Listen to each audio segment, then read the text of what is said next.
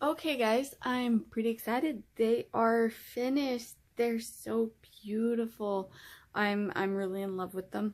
I did the edges of the book a little more fanciful than I usually do, compared to when I make regular just basic journals. Debbie wanted a lot of fun, simple things in this one when she asked for it. So I did the red to match the cover. So very beautiful. I love the butterfly paper. And it's also in the back. I got to sign it. And usually in my more basic journals, when I make them, they're not separated.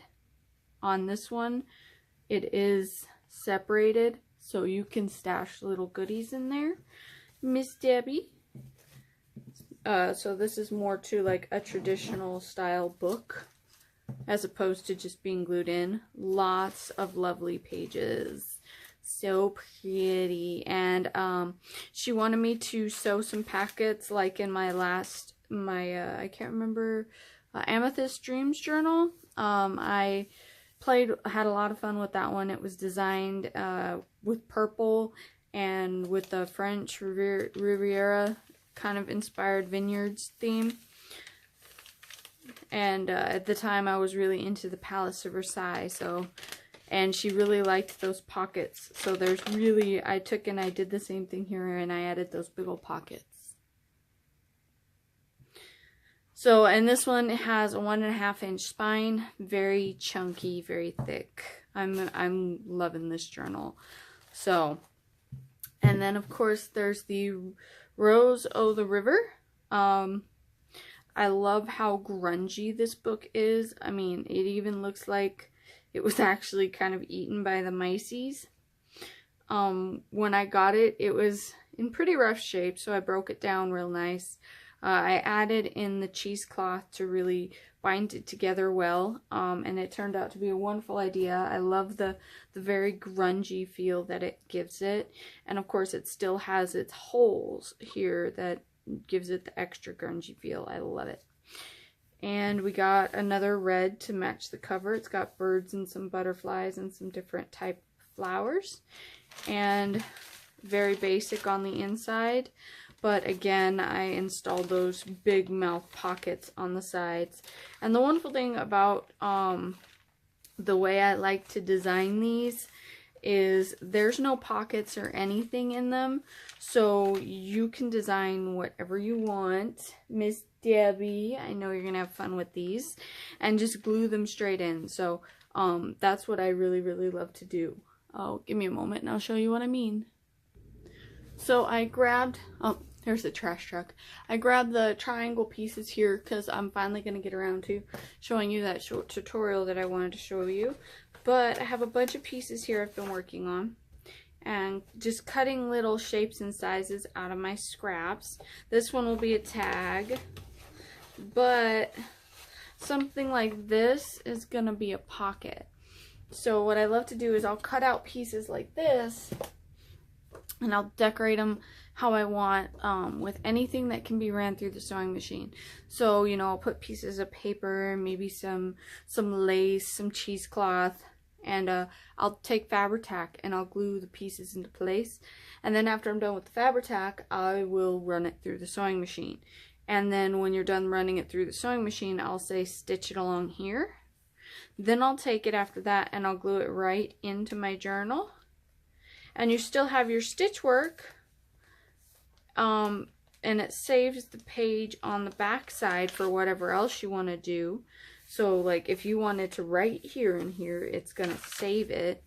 And then you also have a beautiful sewn in pocket right here. And I would suggest using Fabri-Tac to mount these.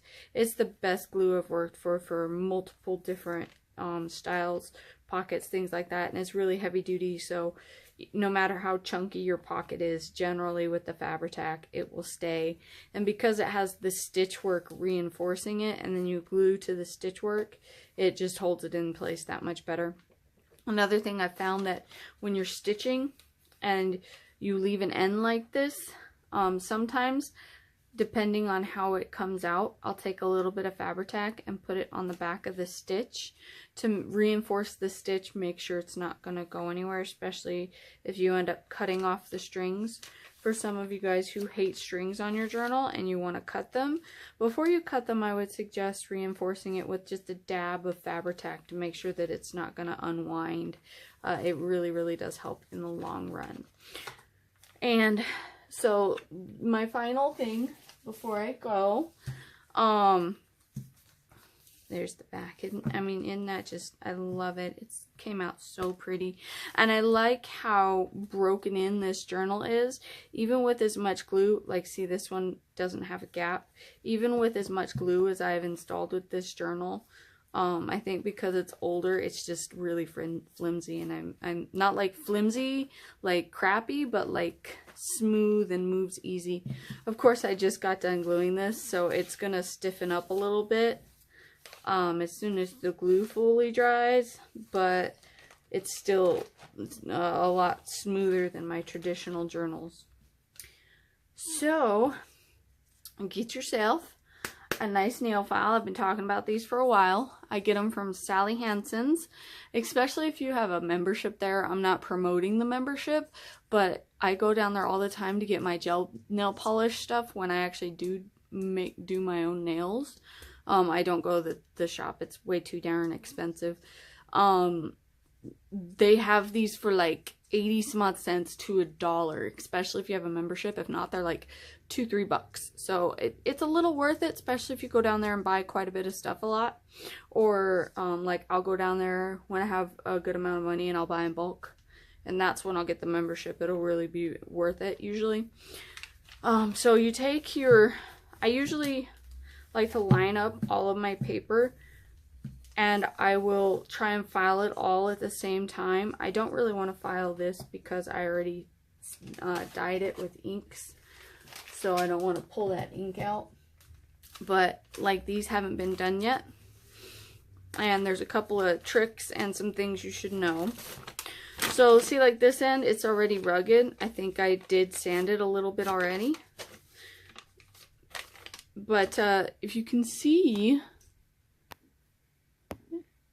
there we go, a little bit. So it's kind of a little fuzzy. So it makes it so soft. And you just take your nail file. I like to go side to side, and I personally can see the dust just kind of accumulating off of this. Or you can go like up and down, like this. Especially if you go up and down, you can really, really see it. Alright, now let me zoom in again. There, now you see how fuzzy it got? I love the way that looks. You don't get paper cuts. It's so smooth. And when you bunch up all of your paper together, it feels like suede. So pretty. I love the way it feels, especially when you put inks on it. This is an oxide, distressed oxide. The first time I've ever used it, it's like the Vintage Photo by Ranger Tim Holtz. And I really love the way it turned out. I haven't really played with it to its full potential yet. I haven't had a chance. But I really can't wait to sit and try it. But I do know that I really love the way it turned these, because it makes it feel and look like suede. I'm in love with it. So one thing you should know, especially if you dye your own paper, this is like a purpley color. You can kind of tell like right there and right along there. So these edges, if there's like too much ink, too much coffee, a lot of you guys who dye your own papers or get dyed paper and have the really, really thick colors on them, you know that this paper is really, really stiff with all the ink. And sometimes it gets so stiff that it'll break. I have quite a few that are like that I'm not going to sell or put into paper kits or journals for that matter in general, because they're just too brittle, and I don't want to give them to somebody or send them to somebody and have them be disappointed because the paper's non-functioning. See, like this, it's almost too thick. I mean, it's not so bad, but especially for, see how it broke like that? Just really easy. So this technique will not work on that. It'll just do more damage than good. You'll create dust and it won't give you the fuzzies like you want. You're better off like this, just breaking the pages, tearing it, doing what you gotta do to get that rough looking edge. I've decided that I don't like to throw them away because they're so pretty. So I'm going to start photocopying them and digitizing them. I want to try and start doing some digital art. I've never really done, I mean, I've done photo editing and all that, and actually my craft room is quite a tragedy right now because I have a photo shoot Saturday, and this lady, a good friend of mine, I've done a couple of photo shoots with her, and she called me wanting to do another photo shoot. And it was funny because it was right when I decided to completely reorganize my office/craft room. So the twin size bed came out. I'm actually in the process of doing a video for you guys on that whole endeavor. It's been trying, to say the least. So, I had a lot of fun with that, and now I forgot where I was going with this. I guess it wasn't very, very important. You guys will probably remind me in the comments, and I'll be like, oh yeah. You know what? I think I'm gonna pause the video.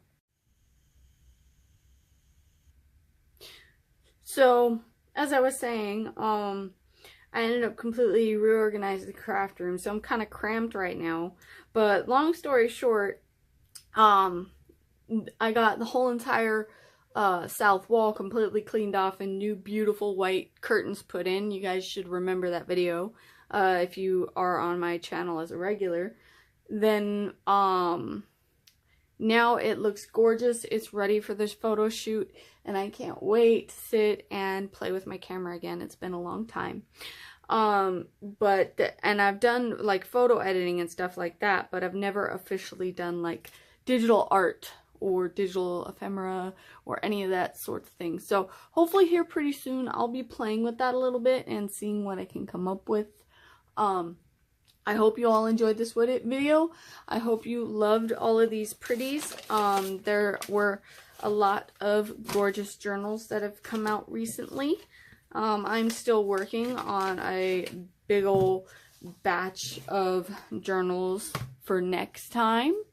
But I just thought you guys would love to see these and love to see how pretty they are as well. This journal will be with them. These are actually what I am currently working on. I have one that's actually going to be a 2.5-inch spine, so it's going to be a huge one, and it's a new experience. I'm really loving them, how they turn out, how the spines look, just all around how unique they are. They're so much fun.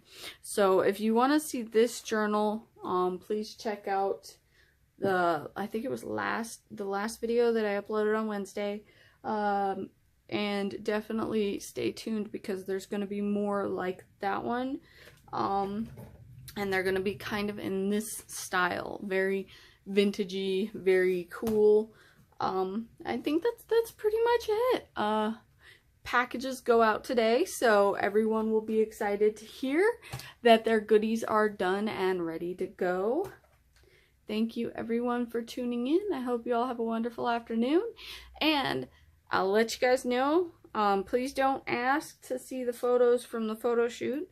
They are boutonniere shots, so they obviously will not be uploaded to anywhere that it will be qualified as social media. But if we do a couple of just professional shots that are not qualified under boutonniere, there may be a few featured in my story, so you guys can get a quick glimpse at them on here on Facebook and on Instagram. That's pretty much it. Now that the poopers are exhausted and sleeping under the basket, they're going to be a little sad because the basket's not going to be under the tripod, camera tripod anymore. I gotta figure out where to put this basket because they're always in it. Alrighty guys, well I hope you all have a wonderful afternoon. I gotta go get these packages ready. Bye!